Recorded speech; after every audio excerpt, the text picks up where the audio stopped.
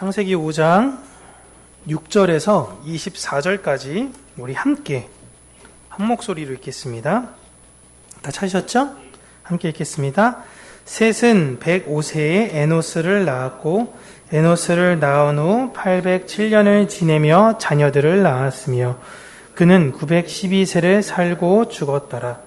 에노스는 90세에 게난을 낳았고 게난을 낳은 후 815년을 지내며 자녀들을 낳았으며 그는 905세를 살고 죽었더라. 게난은 70세에 마하랄레를 낳았고 마하랄레를 낳은 후 840년을 지내며 자녀들을 낳았으며 그는 910세를 살고 죽었더라. 마하랄렐은 65세에 야렛을 낳았고 야렛을 낳은 후 830년을 지내며 자녀들을 낳았으며 그는 895세를 살고 죽었더라. 야렛은 162세에 에녹을 낳았고 에녹을 낳은 후 800년을 지내며 자녀들을 낳았으며 그는 962세를 살고 죽었더라.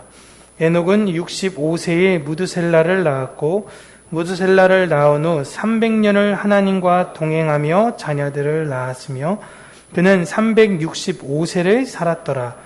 에녹이 하나님과 동행하더니 하나님이 그를 데려가심으로 세상에 있지 아니하였더라. 아멘. 오늘은 하나님과 동행하십니까? 라는 제목으로 하나님의 말씀을 여러분들과 함께 나누려고 합니다. 먼저 성경에 기록된 이 분들의 나이를 보면 지금이랑은 사뭇 너무 다른 나이대이기 때문에 과학계와 또 창조과학계나 여러 있어서 토론과 논쟁이 되어지고 있습니다. 과연 이 나이대로 진짜 산 것이 맞냐? 그렇지 않냐? 기록에 따라서 이 기록을 10분의 1로 해야 되냐? 혹은 60분의 1로 변경해야 되냐? 수많은 논쟁들이 있는데 이 논쟁을 다 차치하고 오늘은 성경에 기록된 문자 그대로 일단 여러분들과 함께 성경에 대해서 해석하려고 하는 것입니다. 혹여나 이걸로 다른 사람들이 믿지 못하겠다, 너희들 그걸 믿냐? 바보같이? 라고 한다면 굳이 그들과 토론과 논쟁의 대상으로 삼는 것이 아니라 그냥 넘어가 주세요. 나는 이걸 믿는 거고 당신은 그걸 믿는 거고, 한 번도 보지 않은 외계인을 믿는 사람들이 예수님을 믿는 사람들보다 훨씬 많습니다. 이게 이 세상의 당연한 모습이니까요. 그거에 대해서 불필요한 논쟁을 하지 마시고 오늘 말씀 안에서 나이가 몇 살 사는 게 중요한 것이 아니라 이 안에 담긴 의미가 무엇인가라는 것을 오늘도 잘 이해하고 잘 깨닫고 은혜가 충만하시기를 주님의 이름으로 축복합니다. 오늘 사신 분들의 나이를 쭉 한글로만 보니까 사실 잘 눈에 와닿지는 않아요. 이건 뭐야? 90세, 912세 이렇게 한글로 적으니까 참 이거 은행에서나 이렇게 봤지 잘 이렇게 보기가 힘들잖아요. 그래서 표로 간단하게 정리해 드렸습니다. 표는 지금 이런데요. 김현자 권사님 혹시 뒤에 보이시나요? 노아, 네. 가끔씩 안 보이시는데 괜히 저 때문에 보인다고 하실까봐 그런데 표는 이렇게 되고요. 오늘은 아담, 그 중에 셋의 족보에 관해서 함께 나누려고 합니다. 보세요. 아담부터 노아 때까지 이 연대를 쭉 보시면 아담부터 빵년부터 시작해. 원래는 1년이라고 해야 되는데 그냥 빵년 봐서 노아 때까지 보시면 몇 년이 지났나요? 2006년이 지났습니다. 대단한 거예요. 단 10세대인데 10세대에 지난 시간은 2000년이었어요. 예수님부터 지금까지와 거의 동일한 겁니다. 엄청 긴 시간이었던 거예요. 이 표를 가만히 보시면 아담은 여기 라멕이 있을 때 태어날 때까지 살아 계셨습니다. 굉장히 오래 사셨어요. 아담. 과학기술의 발전의 약진으로 이 정도까지는 아니겠지만 생존기간이 엄청나죠. 900대 가장 요절하신 분이 700대 이런 데가 엄청난 겁니다. 과학기술력의 발전적으로 머지않아서 평균 연령을 지금 과학자들이 예측하는 게 평균 연령이 120세입니다. 기대 수명이 아니에요. 평균 연령이에요. 그러면 일찍 돌아가신 분도 계시니까 160, 150 이때까지 사시는 분도 있을 수 있다라는 거예요. 돈 많은 사람들이 이렇게 되겠죠? 돈 많은 사람들이. 기대 수명이 아니에요. 평균 수명이에요. 지금 달력 기준으로 아담을 이렇게 쭉 역추적하면요. 기원전 4112년에 태어났다라고 합니다. 그래서 많은 창조과학에선 우리의 그 기간이 7000년이라고 이야기를 하는 게 그거예요. 4112년에 태어나셨는데 아담에서부터 노아 때까지가 2000년, 그리고 노아에서부터 예수님까지가 또 2000년, 그리고 예수님부터 지금까지가 2000년이. 그러니까 지금부터 이유는 아담 때까지는 아니겠지만 이젠 다시금 오래 사는 시대로 전환이 되어지는 거예요. 자, 인간의 역사가 예수 그리스도라는 분을 중심으로 기원전, 기원후가 나뉘잖아요. 2000년 노아 이후 때부터는 인간의 수명이 점점 빠르게 줄어듭니다. 빠르게 줄어들어요. 노아 때부터 예수님 때까지는 인간의 수명이 줄었고요. 예수님부터 지금까지는 인간의 수명 또한 전쟁, 질병 이걸로 인해서 줄었어요. 멀쩡하게 잘 살고 있는 아메리카에 있는 사람들을 콜럼버스가 가가지고 전염병을 막 퍼뜨렸죠. 그래서 거기 있는 사람들도 일찍 단명하고 이렇게 됐고, 이렇게 데칼코마니처럼 예수님을 기점으로 해서 역사가 이렇게 겹쳐 보일 수가 있는 거죠. 이해되시죠? 길었던 기간, 짧았던 기간, 그 다음에 앞으로는 어떻게 되는 거예요? 다시 생명이 연장되는 기간. 이렇게 되면서 종말이 이루어지겠죠? 네, 이렇게 주장하는 사람이 생길 수 있습니다. 네, 현대 과학기술력을 성경에 도입해서 제가 그냥 예측해 본 거예요. 예측해 본 거고요. 이런 논리가 반드시 어떤 이들로 인해서 나오게 될 거예요. 앞으로 1000년. 야, 봐라. 1000년이 그런 시국이다. 그렇게 망하게 될 거다. 우리는 반드시 그렇게 생명 연장의 꿈을 꾸다가 그렇게 될 거다. 그러니까 준비해야 된다. 여러분, 이런 말에 휘둘리지 마세요. 그런 시대가 되냐 안 되냐가 중요한 것이 아니라 오래 사는 것이 여러분 진짜 복이 안 될 수 있는 거예요. 900세. 그러니까 900세 동안 도대체 무엇을 했을까? 여러분 생각을 해보세요. 900세. 야, 900세. 행복하신가요? 별 감흥이 잘. 지금도 사실은 90세의 인생도 굉장히 너무 길다고 느껴지시는 분도 있어요. 예? 근데 이게 900세까지 연장이 되면 이거 어떻게 살아야 되는 건가? 그러니까 우리는 오래 사니 짧게 사니 그걸로 인해서 자꾸만 걱정하고 계속 무언가를 하려고 애쓰는 것이 아니라 각자에 맞는 역할에 따라 살면 되는 겁니다. 세상 사람들은요, 죽음 이후가 무엇이지 없으니까 자꾸만 더 오래 여기에 있는 삶을 조금이라도 더 끌고 싶을 수밖에 없는 삶이에요. 그런데 우리는 보장이 되어져 있잖아요. 그걸 믿잖아요. 그러니까 죽음이 우리에겐 두렵지 않은 것입니다. 원종호라는 분이 쓴 나는 슈레딩거의 고양이로소이다 라는 책을 보면요, 불멸의 시대를 사는 사람들이 나와요. 되게 재밌게 쓰셨는데, 그 시대의 사람들이 불멸의 시대예요. 여러분, 아무도 늙어 죽지 않아요. 그런데 사람들이 그 시대가 되면 행복할 것 같은데요, 더 불안해서 집 밖을 못 나가는 사람들이 많은 겁니다. 왜냐하면 내가 아무것도 안 하면 영혼의 삶을 살아요. 그런데 밖에 나갔다가 차에 치이거나 무언가 잘못되면 어떻게 되는 거예요? 죽는 거예요. 이 불안감 때문에 사람들이 더 이전보다 불안해서 어디 나가서도 이것 때문에 살지를 못하는 겁니다. 불안해가지고. 여러분, 그냥 어떤 시대든지 완벽한 시대는 늘 없어요. 요게 문제가 해결된 것 같으면 또 요 문제가 생기고요. 요 문제가 해결될 것 같으면 또 요 문제가 생기는 겁니다.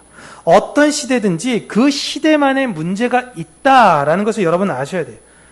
아담에서 노아의 홍수에까지 사람들이 오래 살면서 하나님을 신실하게 믿는 것이 아니었습니다. 더 신실하고 더 주님만을 바라보고 감사하고 강력하게 사는 게 아니라 전부 다 자기 마음대로 살아요. 2000년 동안. 예수님 말씀을 우리가 다시 한번 잘 생각해 보시는 게, 누가복음 18장 8절 보시면 내가 너희에게 이르노니 속히 그 원한을 풀어주시리라. 그러나 인자가 올 때에 세상에서 믿음을 보겠느냐 하시니라. 아멘. 다시 예수님이 이 땅에 오실 때 세상에 믿음 있는 사람이 한 명이라도 있을까라는 걸 예수님께서 말씀하시는 거예요. 세상이 왜 망해? 의인이 한 사람도 없어서 망하는 거예요. 창세기 그게 대표적으로 나오는 곳이 어디입니까? 소돔과 고모라죠. 마지막에 천사가 가서 의인이라 불리우는 롯의 그 가정만 데리고 나와요. 그러자마자 바로 유황비가 소돔과 고모라를 덮게 됐죠. 이 세상 마지막 날에도 의인 한 명이 없어서 망하게 되는 거예요. 그래서 예수님께서 마지막 때를 노아의 때로 비유하십니다. 누가복음 17장 26절 보시면 노아의 때에 된 것과 같이 인자의 때에도 그러하리라. 아멘.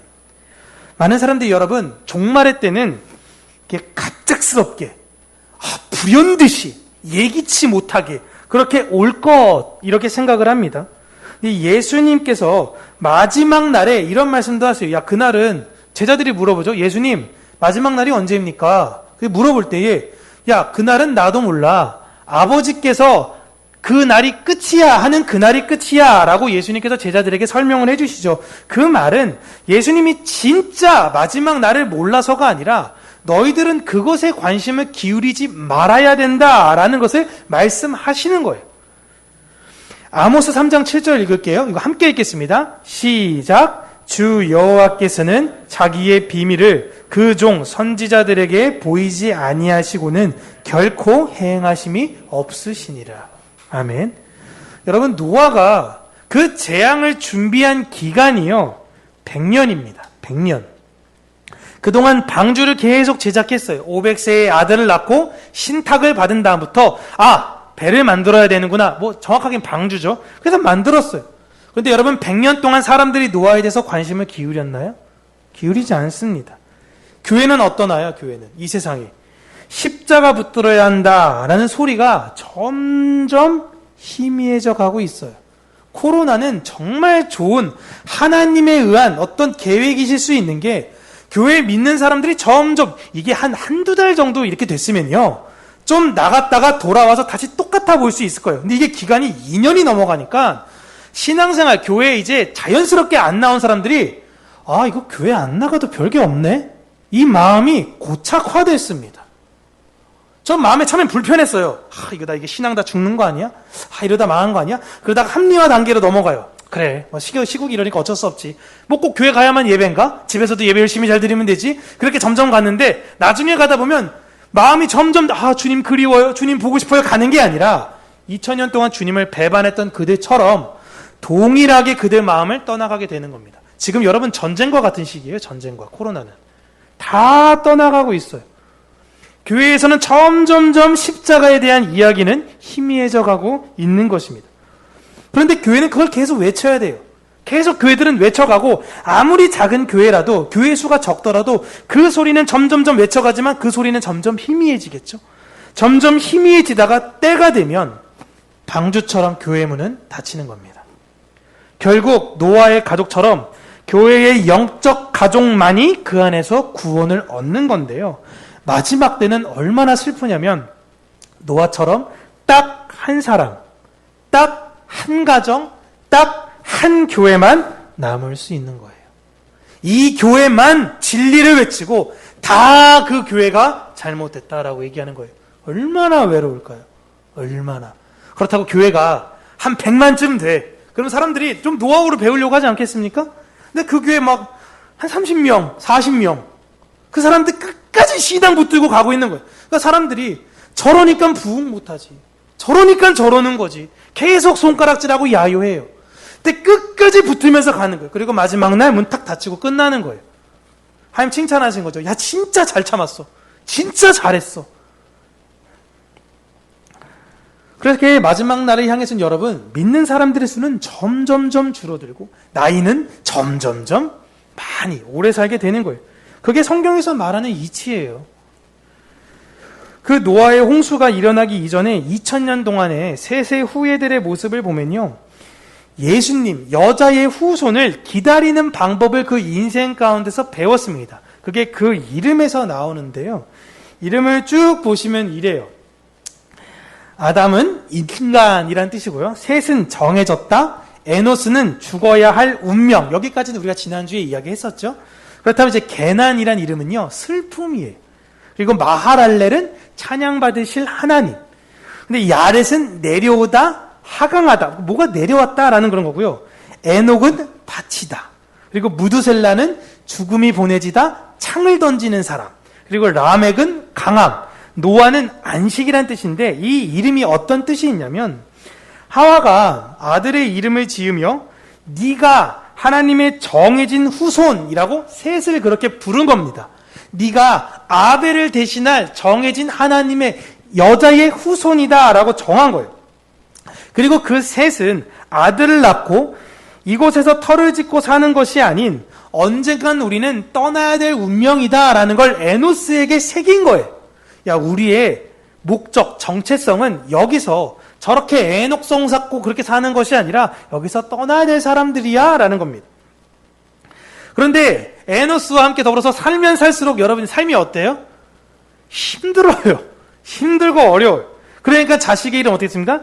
이 세상 사는 것이 참 고난이구나 라는 걸 남겨요.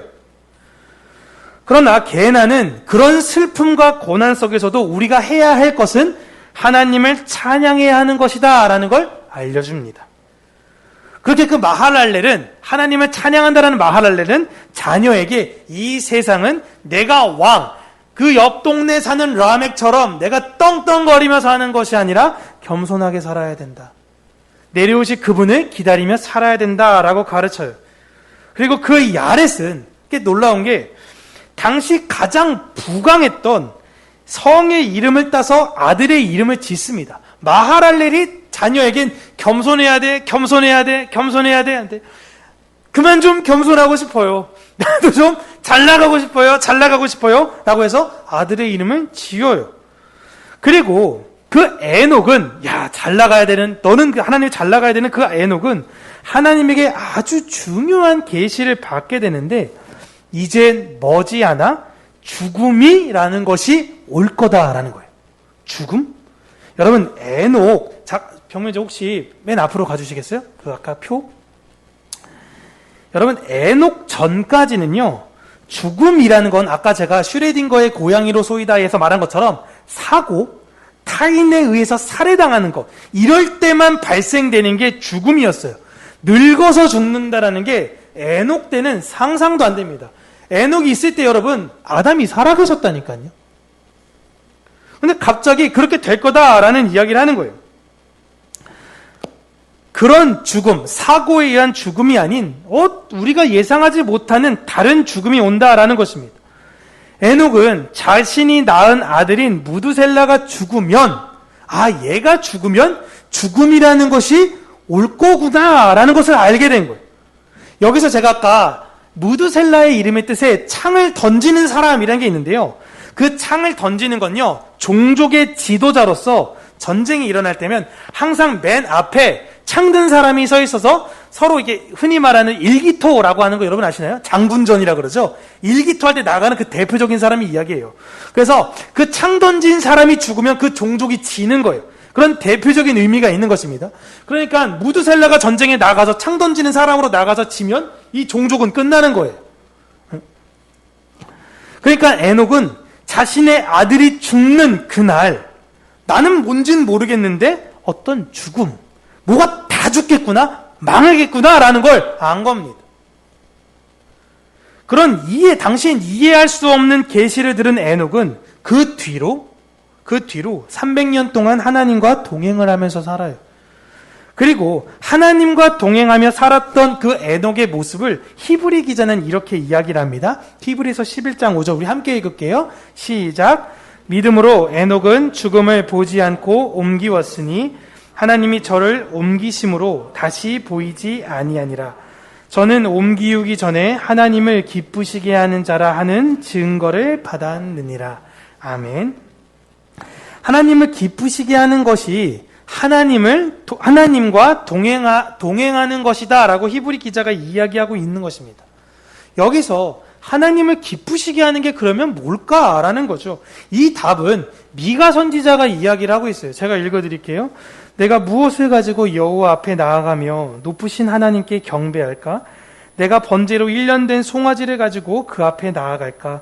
여호와께서 천천의 순양이나 만만의 강물 같은 기름을 기뻐하실까? 내 허물을 위하여 내 맏아들을, 내 영혼의 죄로 말미암아 내 몸에 열매를 드릴까? 사람아, 주께서 선한 것이 무엇임을 내게 보이셨나니 여호와께서 구하시는 것은 오직 정의를 행하며 인자를 사랑하며 겸손하게 내 하나님과 함께 행하는 것이 아니냐. 아멘. 이 8절에 그 세세 후의 자손의 이름이 사실 다 들어간 거예요. 하나님을 기쁘시게 하는 방법은요, 매일같이 드려지는 가장 최고급 송아지로 하나님께 드리면, 내가 갖고 있는 최고의 것으로 하나님께 드리게 되면 하나님이 기뻐하실까? 향이 옥합을 나도 깨트려야 돼. 그렇게 하면 하나님이 기뻐하실까? 아니면 솔로몬과 같이 엄청난 규모로 천천의 순양과 만만의 강물과 같은 기름으로 이렇게 드리면 수많은 사람들이 군집해서 이러면 하나님이 기뻐하실까?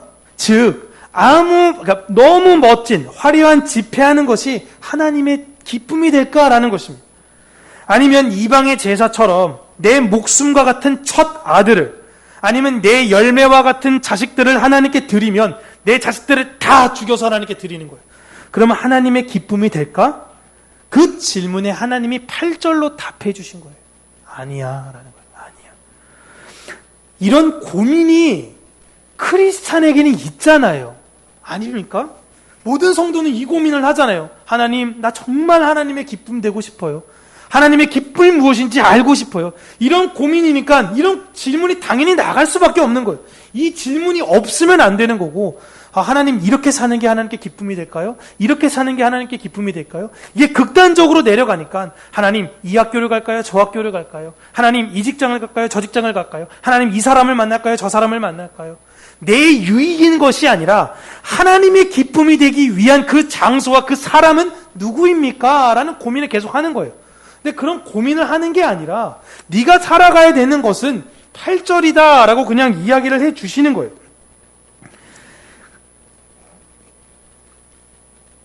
하나님의 기쁨이 되는 것은 주변에 어려운 이들을 돕고 여자의 후손을 낳으면서 끊임없이 스스로를 돌아보라 라는 것입니다.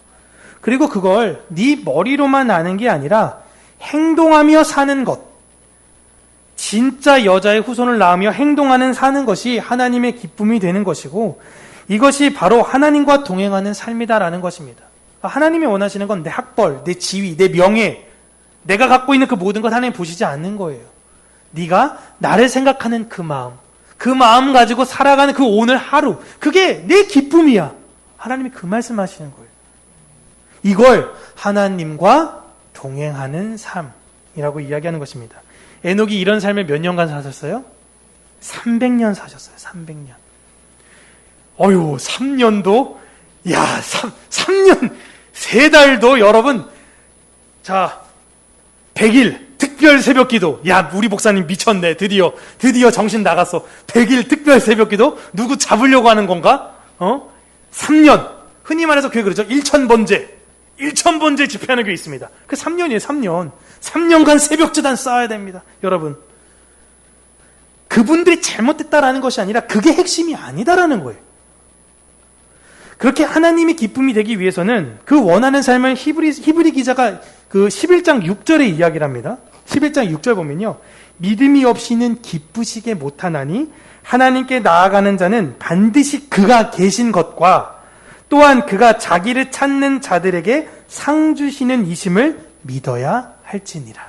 아멘. 믿음이 있는 자들만이 기쁘시게 하는 거예요. 그러니까 하나님의 동행하는 것, 하나님의 기쁨이 되는 것, 믿음을 가지고 사는 것, 같은 이야기다라는 겁니다. 미가 선지자가 고민했던 것처럼 믿음과 하나님을 기쁘시게 하는 것은 겉으로 내가 만들어내는 것이 아니라 내 안에 그것이 들어옴으로 말미암아 나로부터 자연스럽게 나오는 그것이 믿음이다라는 거예요. 믿음이 있는 자는 무언가를 만들어서 드리는 게 아니에요. 1년 된 송아지, 천천의 순양, 만만의 강물 같은 기름, 내 맏아들, 내가 무언가를 해내는 것이 아니에요. 오히려 뻔뻔하게 하나님한테 무언가 달라고, 나한테 상 달라고 요구하는 사람들이 믿음이 있는 사람이라는 것입니다. 이해가 안 되죠? 우리의 인간의 세계는 내가 무언가 할 도리를 해야 내가 이걸로 인해서 하늘이 너 치성이 대단하네. 야, 너가 그렇게 치성을 들였으니까 내가 이렇게 복 줄게. 이게 세상의 이치예요. 그거 아니에요. 이건 정말 진리 같은 게 이렇게 이야기하는 종교가 없어요. 유일하게 믿음이라는 건 하나님이 어떤 분이신지를 이해하고 그분한테 오히려 뻔뻔하게 무언가를 달라고 요구해라라는 것입니다. 그분이 주기로 약속했으니까 달라고 요구하라는 거예요. 아주 뻔뻔하죠? 여기서 말하는 이 상이 뭡니까? 상 주신 상, 여자의 후손이라는 상을 달라는 사람들을 히브리 기자가 믿음이 있는 삶, 하나님과 동행하는 자들, 하나님을 기쁘시게 하는 사람들이라고 이야기하는 거예요. 하나님이 진짜 원하는 건 내가 주고 싶은 게 있는데 자녀가 그 부모에게 그걸 너무 달라고 막 떼쓰는 거예요. 그때 부모님이 어때요? 강팍한 부모님들은 저리 가! 뭐 하는 거야? 이러겠지만 부모가 자녀를 너무 사랑하는데 내가 얘한테 너무 주고 싶은 게 있는데 애가 앞에서 흥분해가지고 그거 달라 그러면 부모 기쁘잖아요. 그 이야기를 하고 있는 겁니다. 답이 나왔습니다, 여러분. 성경에서 답이 나왔어요. 하나님의 기쁨이 되는 답이 나왔어요. 방법이 나왔어요. 이제 이것만 하면 돼요. 이것만 하면 됩니다. 근데 문제는 이게 안 돼요. 문제는 이게 안 되는 거예요. 세상에선 아무도 이것을 상이라고 바라보지 않아요. 그래서 여러분, 우리가 진짜 진리인 거예요. 우리는 진짜 이게 맞다고 하는데 본능적으로 모든 사람들은 이게 아니다라고 이야기를 하는 거예요. 너무 진리예요. 여러분 안에도 이게 요구되지 않습니까? 하나님이, 사탄이 나타나서 야, 너 나한테 한 번만 절하면 내가 세상에, 야, 넌 보아도 필요 없다. 야, 내가 한 100억 줄게. 100억 쏠 테니까 한 번만 나한테 경배해. 여러분, 안 할 수 있는 사람이 누가 있을까요, 지금? 이 시대에. 진짜 코미디 같은 이야기가 될 수도 있는 거죠. 믿음이 있는 자들은 하나님께 당당히 요구하는 것이 여자의 후손인 예수 그리스도를 달라고 요구하는 것입니다. 그래서 예수님 무슨 얘기를 하세요? 구하라, 찾으라, 문을 두드리라. 무엇을 구하고 무엇을 찾고 이걸 뭘 달라고 하는지 알아야 되잖아요. 그런데 잘못 이야기하는 사람들이 자, 복 달라고 광고하세요? 뭐 하려고? 여러분, 하나님 복 주시려면 그런 태도로 하나님 복 주시겠어? 하나님한테 더 매달리고 떼쓰고 무언가 여러분의 열심을 내보이라는 거예요. 미가 선지자가 그게 아니라고 이야기하는 거예요. 아니라고 성경이 자꾸 이야기하는데 자꾸 그런 이야기에 현혹되시면 안 되는 거예요. 그렇다고 난 기도도 안 하고 아무것도 안 할게. 그게 아니라 내 안에 진짜 구해야 되는 것이 무엇인지를 명확히 아셔야 된다는 거예요. 그게 무엇이냐면 하나님, 나 여자의 후손을 구해요. 여자의 후손을 찾아요. 그 예수 그리스도, 그분 만난다면 내 안이 진짜 평안이 넘치고 참 소망이 있다고 진짜 저 사람을 믿어야 되나 안 되나 저 목사가 저렇게 자꾸 얘기하는데 하나님, 나 그거 한번 주세요. 나 그거 얻고 싶어요. 나 이 세상 별거 아닌 거라고 이제 확실히 알겠어요. 나 이제 그거 아니고 십자가만 붙들기 원하니까 그거 주세요. 하나님 주신다는 겁니다. 약속하셨어요. 그렇게 뻔뻔하게 내 과거의 삶을 보면 지저분하죠. 야, 내가 용서받을 수 있을까? 내가 주변에도 그래요. 야, 네가 교회 다닌다고? 아유, 진짜 내가 너 때문에 교회 안 나가? 내 이런 손가락질 받을 수도 있는데 그런 상황에서 뻔뻔하게 하나님께 나아가라는 것입니다. 그 긍휼을 우리는 구해야 되는 것이에요. 이렇게 그 여자의 후손만 구하는 하나님과 전적으로 동행했던 인물로 하나님이 에녹을 등장시키신 거예요. 그는 여자의 후손만 구한 사람이야 라는 거예요. 특별하게 에녹을 통해서 하나님과 동행한 사람은 저주의 죽음이 그를 삼킬 수 없다라는 것을 예시로 보여주신 거예요. 지금 하나님께서는 아담에게 내리셨던 저주가 정령 죽으리라. 이 저주가 깨졌어요. 분명 아담에게 정령 죽는다고 말씀하셨으니까 일단 다 죽어야 되는 거 아닙니까? 하나님이 말씀하신 건데 하나님의 말씀은 변하지 않는 거잖아요. 그래야지 약간 신실성이 확보되잖아요. 그런데 아담에게 죽음의 저주를 말씀하신 후 정령 죽으리라. 근데 저주를 풀 단서 조항을 거셨어요. 그게 뭐예요? 여자의 후손을 낳는 거예요. 그걸 에녹으로 증명시키신 거예요. 그 저주는 죽음의 저는 깨질 수 있다. 누구만 그 저주를 깨질 수 있냐? 여자의 후손을 구하는 그들은 죽음의 저주를 깰 수 있어. 그들은 안 죽어. 그게 누구예요? 우리예요, 여러분. 그러니까 제가 늘 말씀드린 게 뭡니까? 눈 감았다? 뜨면 다 뵙는 거예요, 그냥. 아, 죽기 직전까지 막 무섭겠지만, 진짜 무서운 건 남겨진 사람들이 무서운 거예요. 예? 아유, 아버지 돌아가시면 안 돼요. 아우, 내 새끼 죽으면 안 돼. 근데 그게 아니라, 자꾸 죽는 사람은 평안 가운데, 괜찮아. 그래서 눈 감고 뜨는 거예요. 그래서 예전에 어떤 할아버지께서 그런 장례식도 하셨죠. 어차피 죽을 날 다 슬프고 막 이런 거, 나 있지도 않는데 막 다 슬퍼하고 이런 거 보기 싫으니까, 얼마 안 살 거 아니까, 일단 본인이 장례식을 기획하시고, 그동안 다 사람들을 초대한 거예요. 결혼식처럼. 초대해가지고, 그동안 너무 고마웠어요. 너무 고마웠어. 나 그때 잘했어. 다 인사한 거예요. 그리고 얼마 있다 돌아가셨어요. 얼마나 멋있습니까? 네? 죽음에 대해서 두려워하는 게 아니라 초연하게 받아들이면서 그 죽음의 문을 열고 당당히 그 나라로 가는 그 모습. 우리가 그렇게 가야죠. 그게 진짜 천국 환송 예배잖아요. 진짜 천국 환송 예배. 얼마나 기쁠까요? 셋 자손의 여러분 이름을 잘 보시면요. 그때는 전쟁도 있었습니다. 개난 이름 슬픔이에요. 전쟁도 있고 슬픔도 있고. 무드셀라가 뭐예요? 창을 던지는 사람이에요. 그 말은 종족 간의 전쟁이 계속 있었다라는 이야기예요. 외로움이 왜 없었겠습니까? 에녹, 노아, 너무 외로운 삶 아닌가요? 지금 하나님께서 족보를 우리에게 주시면서 교회에게 말씀하시려는 이유는요.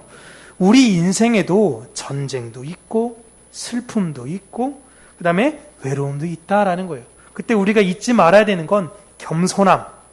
뭐예요? 하나님을 찬양하는 것, 하나님과 동행하는 것. 이걸 우리에게 말씀하시는 거예요. 그러니까 우리가 예수님 믿는다고 해서 인생 막 탄탄대로 풀리는 거 여러분 그거 잘못된 거예요. 제가 생각하는 게 마귀가 너무 행복하는 건요. 교회를 다니게 하고 계속 복을 줘요. 계속 복을 줘.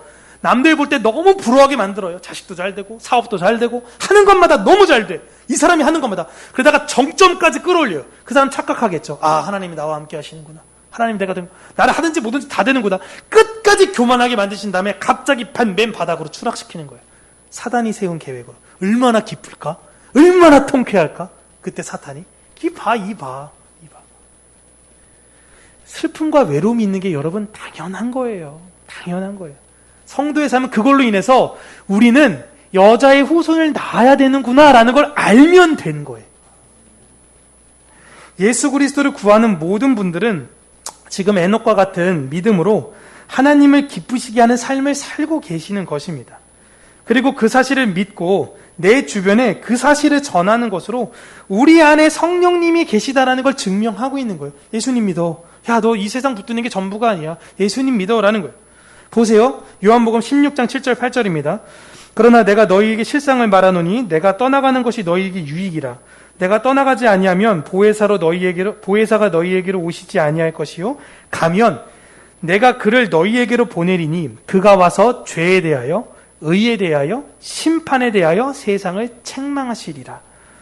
예수님께서 가시고 우리를 도와주러 오신 성령님께서 이 세상이 얼마나 악한지, 이 세상에는 왜 공의가 없는지, 그리고 마지막 날에 어떤 일이 일어날지를 예수 그리스도가 내주된 자들만 알려주겠다라는 거예요. 그래서 예수님이 내가 올라가는 게 너희들한테 유익이다라는 거예요.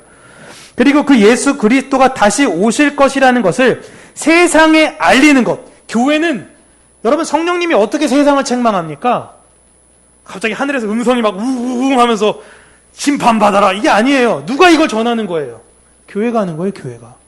교회가 이 세상에 전해야 되는 게 뭐예요? 성령님이 내 안에 충만한 사람들이 성령 충만한 사람들이 뭐 하는 거예요? 세상에 대해서 죄에 대하여, 의에 대하여, 심판에 대해서, 세상에 대해서 이야기하는 것입니다.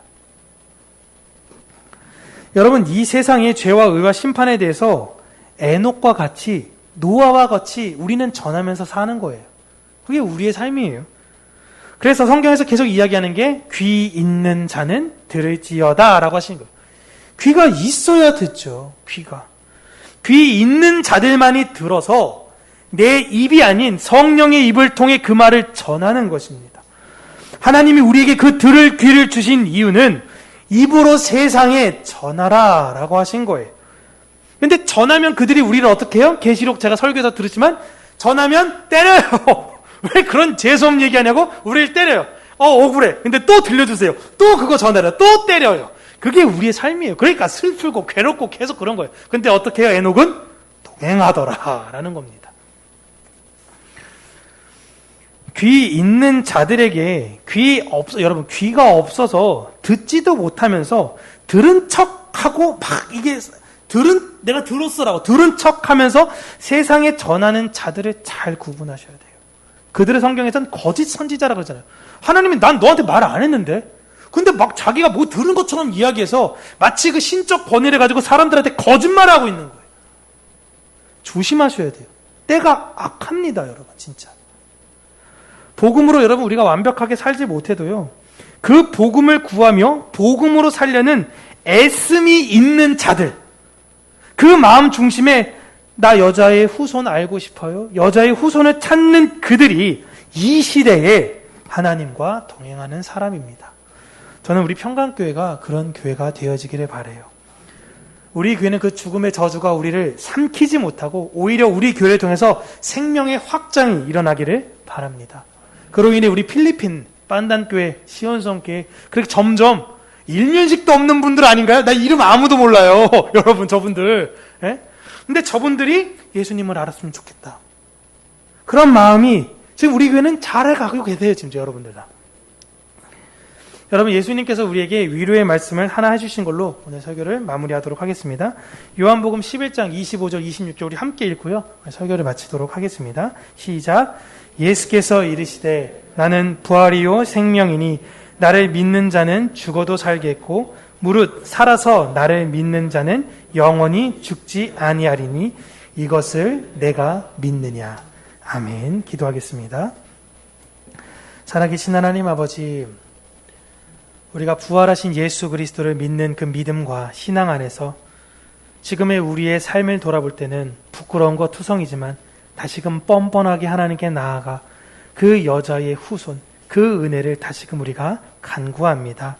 하나님 우리에게 주시기로 약속하셨던 그 은혜, 그 상을 우리에게 허락하여 주심으로 우리가 이 세상을 부러워하며 이 세상을 붙들며 이 세상에서 자족을 누리면서 살아가려고 하는 그 마음을 배격하고 오직 예수 그리스도 한 분만으로 만족하며 즐거워하겠다라는 그 믿음의 고백을 드리는 자들이 되게 하여 주시옵소서. 하박국 기자의 그 고백과도 같이 이 세상에 그 어떤 것이 없어도 난 여호와로 인하여 즐거워하리로다. 그 믿음의 고백이 우리 평강교회에 있는 모든 성도님들의 고백이 되어지기를 간절히 간구하고 원하며 살아계신 예수님 이름으로 기도합니다. 아멘.